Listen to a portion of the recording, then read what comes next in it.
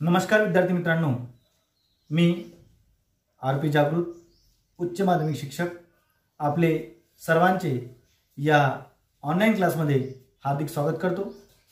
विद्यार्थी मित्रांनो, यापूर्वीच्या तासिकेमध्ये आपण सूक्ष्म अर्थशास्त्र म्हणजे काय, सूक्ष्म अर्थशास्त्राच्या मूलभूत संकल्पना या विषयीचा सविस्तर अभ्यास केलेला आहे। तर विद्यार्थी मित्रांनो, आजच्या तासिकेमध्ये आपल्याला अर्थशास्त्राची दुसरी अत्यंत महत्त्वाची शाखा म्हणजे स्थूल अर्थशास्त्र याचा अभ्यास करायचा आहे। स्थूल अर्थशास्त्राला समग्र अर्थशास्त्र, एकूणाचे अर्थशास्त्र, समष्टी अर्थशास्त्र अशा विविध नावाने देखील ओळखलं जातं। स्थूल म्हणजे अतिशय मोठा भाग किंवा एकूण। स्थूल अर्थशास्त्रामध्ये एकूण घटकांचा म्हणजेच एकूण रोजगार, राष्ट्रीय उत्पादन, राष्ट्रीय उत्पन्न, एकूण मागणी, एकूण पुरवठा, सर्वसाधारण किंमत पातळी अशा समग्र घटकांचा सविस्तर अभ्यास केला जातो। म्हणून अर्थव्यवस्थेतील मोठ्यात मोठ्या घटकांचा सविस्तरपणे अभ्यास स्थूल अर्थशास्त्रामध्ये, समग्र अर्थशास्त्रामध्ये, एकूणांच्या अर्थशास्त्रामध्ये केला जातो। तर या अर्थशास्त्राची व्याख्या प्राध्यापक केनेथ बोल्डिंग यांनी पुढील प्रमाणे केलेली आहे।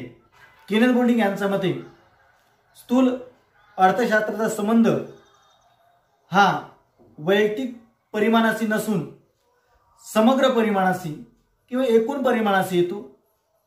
वैयक्तिक उत्पन्नाशी नसून राष्ट्रीय उत्पन्नाशी येतो। वैयक्तिक किमतीशी नसून सर्वसाधारण किंमत पातळीशी येतो। वैयक्तिक उत्पादनाशी नसून राष्ट्रीय उत्पादनाशी येतो। अशा प्रकारची व्याख्या प्राध्यापक केनेथ बोल्डिंग यांनी केलेली आहे। म्हणजे स्थूल अर्थशास्त्र कोणत्याही मायक्रो लेव्हलच्या घटकांचा अभ्यास करत नाही, वैयक्तिक पातळीवरच्या घटकांचा अभ्यास करत नाही, तर समग्र पातळीवर, राष्ट्रीय पातळीवर, एकूणांच्या पातळीवर सर्व घटकांचा समग्रपणे, सविस्तरपणे अभ्यास करत असते, असं या व्याख्येवरनं आपल्याला दिसून येतं। आता या समग्र अर्थशास्त्रामध्ये नेमक्या कोणकोणत्या संकल्पनांचा अभ्यास केला जातो, त्या सर्व संकल्पनांचा आपल्याला सविस्तर आढावा घ्यायचा आहे। ज्यामध्ये प्रामुख्याने आपल्याला 6 संकल्पनांचा आढावा घ्यायचा आहे। त्यामध्ये पहिली संकल्पना आहे राष्ट्रीय उत्पन्न, दुसरी आहे बचत, तिसरी संकल्पना गुंतवणूक, चौथी व्यापार चक्र ज्याच्यामध्ये तेजी आणि मंदीचा अभ्यास करायचा आहे, पाचवी संकल्पना आर्थिक वृद्धीची आणि 6वी आणि शेवटची संकल्पना आहे आर्थिक विकासाची। या सर्व संकल्पनांचा आपल्याला सविस्तर आढावा घ्यायचा आहे। तर त्यातली पहिली संकल्पना आपण पाहणार आहोत, जी आहे राष्ट्रीय उत्पन्न। राष्ट्रीय उत्पन्न म्हणजे काय, तर राष्ट्रीय उत्पन्न देशाचं सर्वांगीण स्वरूपाचं उत्पन्न असतं। अर्थव्यवस्थेचा सर्वांगीण आढावा या राष्ट्रीय उत्पन्नात घेतलेला असतो। अर्थव्यवस्थेच्या सर्व क्षेत्राचा यामध्ये विचार केलेला असतो। सर्व क्षेत्रापासून मिळणाऱ्या उत्पन्नाचा यामध्ये विचार केला जातो। तर या राष्ट्रीय उत्पन्नाची व्याख्या पुढील प्रमाणे आहे। एका आर्थिक वर्षात देशात उत्पादित झालेल्या सर्व अंतिम वस्तू व सेवांचे बाजारभावानुसार केलेली गणना म्हणजेच राष्ट्रीय उत्पन्न होय। म्हणजे या व्याख्येकडे आपण जर काळजीपूर्वक लक्ष दिलं तर आपल्याला एका आर्थिक वर्षात या शब्दाचा अर्थ काय होतो, तर हे आर्थिक वर्ष साधारणतः याची सुरुवात होते 1 एप्रिल आणि समाप्त होतं 31 मार्च। म्हणजे 1 एप्रिल ते 31 मार्च या कालावधीत देशात जेवढ्या काही वस्तू आणि सेवा निर्माण होतात त्या सर्व वस्तू आणि सेवांचं बाजारभावानुसार मूल्य विचारात घेऊन त्याचं मोजमाप केलं जातं। म्हणजे या 12 महिन्याच्या कालखंडात जेवढ्या काही वस्तू आणि सेवा तयार होत असतील त्या सर्व वस्तू आणि सेवांचं बाजारभावानुसार मूल्य जर काउंट केलं तर आपल्याला आपल्या देशाचं राष्ट्रीय उत्पन्न मोजता येते। परंतु यामध्ये एक अट आहे, सर्व अंतिम वस्तू आणि सेवांचंच मूल्य यामध्ये विचारात घ्यायचं, कोणत्याही प्रकारच्या मीडिएटर गुड्स म्हणजेच मध्यस्थ वस्तू या वस्तूच्या किमतीचा विचार करायचा नाही, तर अंतिम वस्तूच्या किमतीचाच विचार करायचा। अंतिम वस्तू म्हणजे काय, जी प्रत्यक्ष उपभोक्त्याद्वारे वापरली जाते किंवा उपभोगली जाते अशाच वस्तूला अंतिम वस्तू म्हणतात। आणि या अंतिम वस्तूवर आणखी पुढे कोणत्याही प्रकारची प्रक्रिया होत नाही, म्हणजे प्रत्यक्षपणे उपभोगाला वापरली गेलेली वस्तू म्हणजेच अंतिम वस्तू, जी कोणत्याही प्रकारच्या नवीन उत्पादनासाठी वापरली जात नाही, फक्त आणि फक्त ती उपभोगासाठीच वापरली जाते अशी वस्तू ही अंतिम वस्तू असते। आणि त्याच वस्तूच्या किमतीचा बाजारभावानुसार गणना केली की आपल्याला राष्ट्रीय उत्पन्न मोजता येते।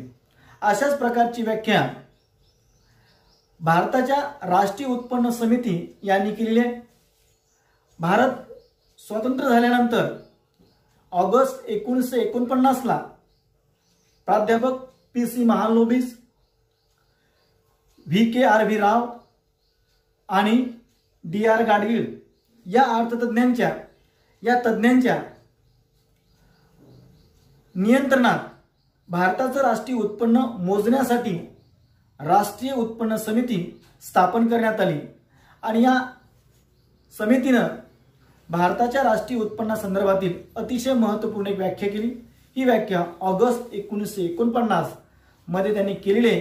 तर ती व्याख्या, राष्ट्रीय उत्पन्न म्हणजेच एखाद्या विशिष्ट कालखंडात उत्पादित करण्यात आलेल्या वस्तू व सेवांची दुहेरी गणना न करता केलेले मापन म्हणजेच राष्ट्रीय उत्पन्न होय। म्हणजे राष्ट्रीय उत्पन्नाचं दोनदा मोजमाप करायचं नाही, तर ते एकदाच करायचं, तेही अंतिम वस्तूचं। तर विद्यार्थी मित्रांनो, तुम्हाला एक अंतिम वस्तू आणि मध्यस्थ वस्तू यातला फरक सांगतो। समजा ब्रेडचं उदाहरण घेऊ आपण। ब्रेड तयार करण्यासाठी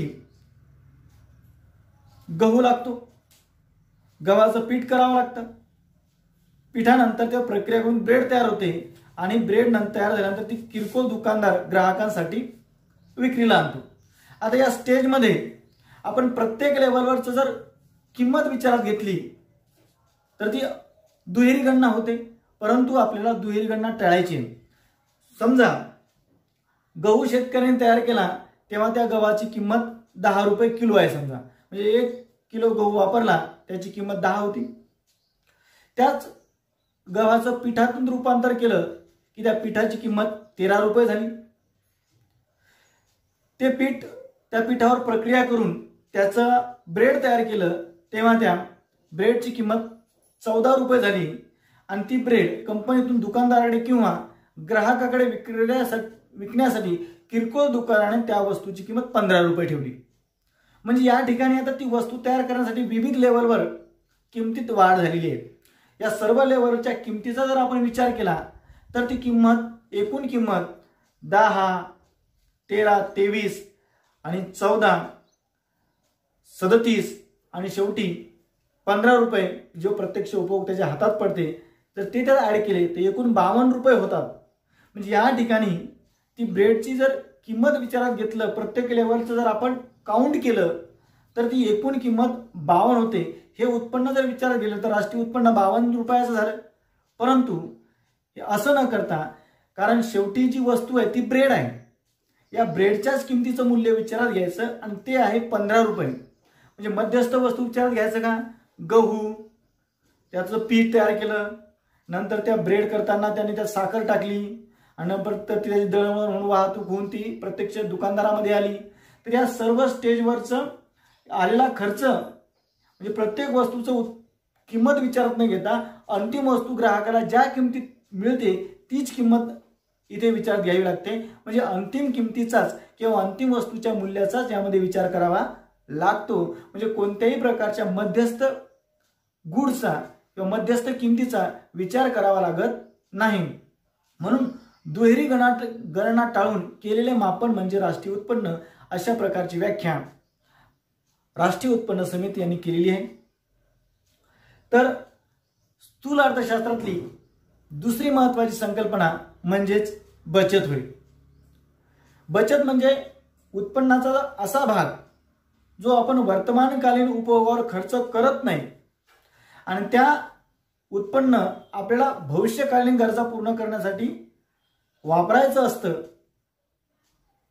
म्हणजेच काय, वर्तमानकालीन उपभोगाचा त्याग करून भविष्य काळात त्याचा उपभोग घेण्यासाठी माणूस वर्तमानकालीन उत्पन्नातून काही भाग शिल्लक ठेवतो किंवा बचत करतो, त्याला आपण बचत म्हणतो। याविषयीचा सविस्तर अभ्यास देखील स्थूल अर्थशास्त्रामध्ये केला जातो। आणि तिसरी जी संकल्पना आहे ती आहे गुंतवणूक।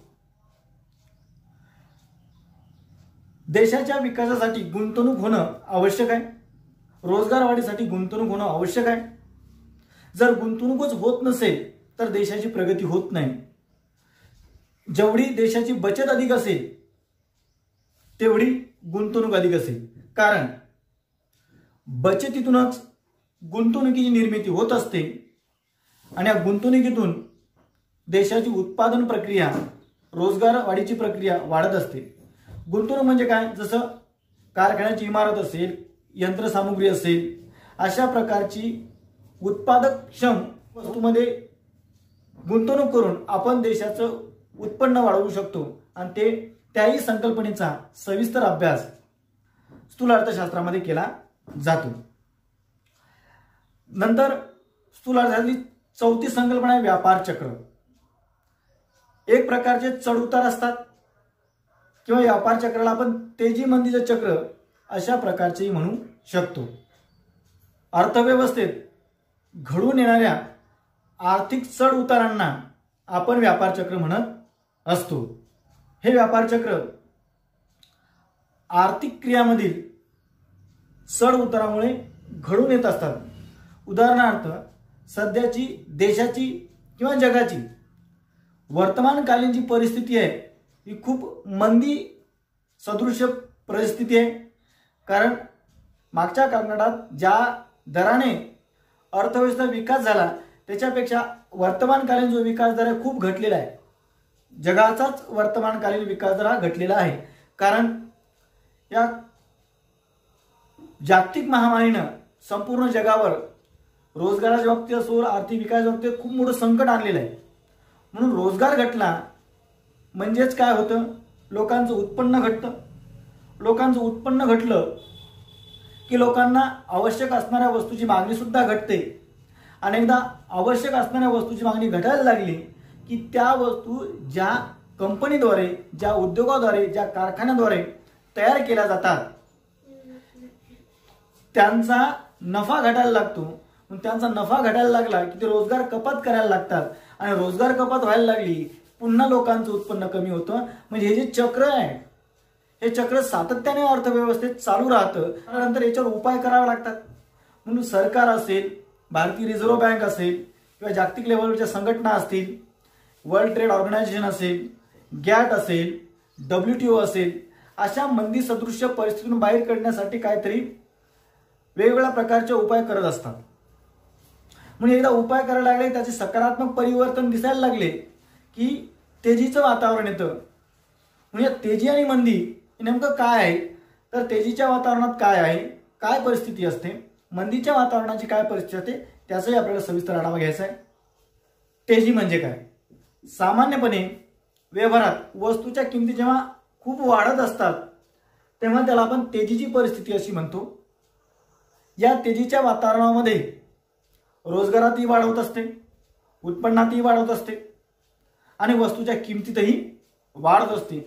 परंतु वस्तूच्या किमतीत एवढ्या मोठ्या प्रमाणावर वाढ होते की सामान्य गोरगरीब जनतेला त्या वस्तू घेणं अशक्य होतं।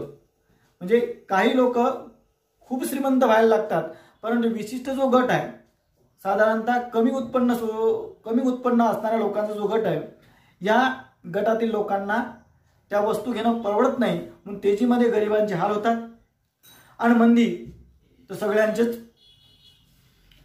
हाल व्हायला लागतात। मंदीमध्ये काय, तर सर्व वस्तूच्या किमती घटायला लागतात। मग सगळ्यांच्या किमती घटायला लागल्या की उत्पादन करणाऱ्या लोकांच्या ज्या कंपन्या असतील त्यांना असं वाटायला लागतं की उत्पादन करून फायदा नाही, कारण सर्वच किमती घटायला लागल्या, खरेदी क्षमता घटायला लागली, रोजगार घटायला लागला, याचे वाईट परिणाम होतात.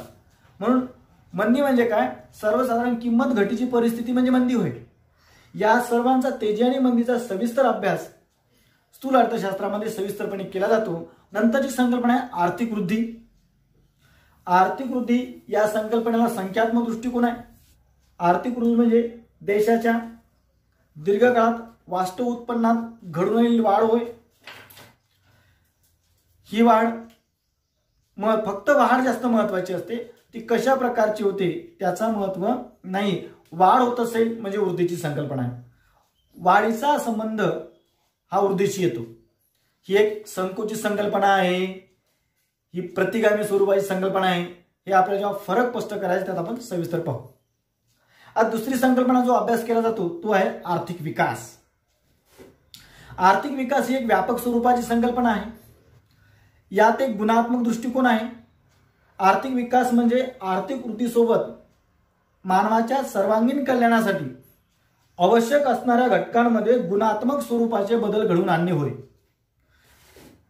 आर्थिक विकास हा लोकांचा राहणीमानाचा दर्जा असेल, उपभोगाची पातळी असेल किंवा त्यांच्या शैक्षणिक सुविधा असतील, आरोग्य विषयक सुविधा असतील, या गोष्टींमध्ये सर्व समावेशकपणे वाढ घडून येत असते. म्हणजे सर्वांगीण विकासासाठी आवश्यक असणाऱ्या घटकांमध्ये वाढ होण्याची प्रक्रिया ही आर्थिक विकासात अभिप्रेत आहे, की जी आर्थिक वृद्धीमध्ये नाही आहे. आर्थिक वृद्धी ही फक्त संख्यात्मक संकल्पना आहे, तर ही आर्थिक विकास गुणात्मक स्वरूपाची संकल्पना आहे. तर या दोन्ही संकल्पनांचा फरक पाहणं आवश्यक आहे. तर आर्थिक वृद्धी म्हणजे काय आणि आर्थिक विकास म्हणजे काय, या दोन संकल्पनांचा आपण सविस्तर आढावा घेणार आहोत. आर्थिक वृद्धी म्हणजे देशाच्या वास्तव उत्पन्नात वाढ घडून येणे होय. आर्थिक विकास म्हणजे आर्थिक वृद्धीसोबतच जनतेच्या कल्याणासाठी आवश्यक असणाऱ्या घटकांमध्ये वाढ होणे, की जे जनतेचं सर्वांगीण स्वरूपाचं कल्याण करू शकते, अशी परिस्थिती म्हणजे आर्थिक वृद्धीची परिस्थिती होईल. तर दुसरं आहे आर्थिक वृद्धी ही संकल्पना संकुचित आणि संख्यात्मक स्वरूपाची आहे. तर आर्थिक विकास ही संकल्पना व्यापक आणि गुणात्मक स्वरूपाची आहे. आर्थिक वृद्धी आर्थिक विकासाशिवाय शक्य आहे. आर्थिक विकास हा वृद्धीशिवाय शक्य नाही. कारण आर्थिक विकास करायचं म्हटलं की वृद्धी आवश्यकच आहे. वृद्धीशिवाय आर्थिक विकास शक्य नाही. कारण वाढ होत असेल तरच प्रगती करता येईल आणि त्या प्रगतीला सकारात्मक असं वातावरण निर्माण करता येईल. चौथं आहे आर्थिक वृद्धी ही एकांगी स्वरूपाची संकल्पना आहे. तर आर्थिक विकास ही सर्वसमावेशक स्वरूपाची संकल्पना आहे. पाचवं आर्थिक वृद्धी ही स्वयंस्फूर्त आणि प्रतिगामी होणारा बदल आहे. तर आर्थिक विकास हा सहेतुक आणि पुरोगामी स्वरूपाचा बदल आहे. सहावं आर्थिक वृद्धी ही राष्ट्रीय उत्पन्न आणि दरडोई उत्पन्न याद्वारे मोजली जाते. याच्यात होणाऱ्या संख्यात्मक वाढीद्वारे मोजली जाते. तर आर्थिक विकास कृषी उत्पादकता, औद्योगिक उत्पादकता, लोकांचा जीवनमानाचा दर्जा इत्यादी परिस्थितीद्वारे मोजली जाते. म्हणजेच लोकांच्या कल्याणासाठी आवश्यक असणारी परिस्थिती जर असेल तर त्या परिस्थितीवरून आर्थिक विकास मोजला जातो. अशा प्रकारे स्थूल अर्थशास्त्रातील या 6 संकल्पनांचा आपण आढावा घेतलेला आहे. अतिशय महत्त्वपूर्ण या संकल्पना आहेत, ज्यामध्ये आपण राष्ट्रीय उत्पन्न म्हणजे काय, बचत म्हणजे काय, गुंतवणूक म्हणजे काय, व्यापार चक्र म्हणजे काय, आर्थिक वृद्धी म्हणजे काय, आर्थिक विकास म्हणजे काय याचा थोडक्यात आढावा घेतलेला आहे. धन्यवाद मित्रांनो.